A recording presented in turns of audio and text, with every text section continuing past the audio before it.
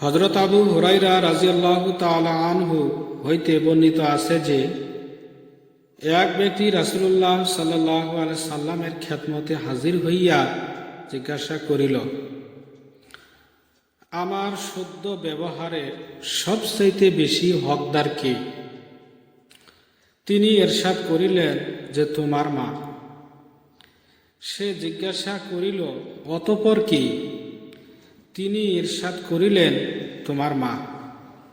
সে জিজ্ঞাসা করিল, অতঃপর কি? তিনি ইরশাদ করিলেন, তোমার মা। সে জিজ্ঞাসা করিল, অতঃপর কি? তিনি ইরশাদ করিলেন, অতঃপর তোমার পিতা। হাদিসটা বুখারী শরীফ। একে একে আল্লাহর নবীর কাছে একদিন সাহাবী আসি জিজ্ঞাসা করিল যে আমার ভালো ব্যবহারের সবথেকে হকদার কে? আল্লাহর নবী বলছে যে তোমার মা। এরপর বলছে কে? বলে তোমার মা। এরপর বলছে তোমার কে? বলে তোমার মা।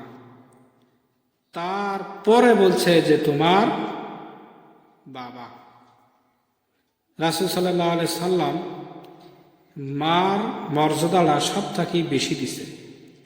আমরা সবাই মিলে আসেন মা বাবার খেজমত করি, মা বাবাকে শ্রদ্ধা এবং ভালোবাসা জানাই। পৃথিবীর কত মানুষে ভালোবাসা দিলাম, মা আর বাবারে আমরা ভালোবাসা দিই না। আল্লাহ পাক আমাদের সকলকে এই মা বাবারে বেশি বেশি ভালোবাসা দেওয়ার জন্য তৌফিক দান করুক।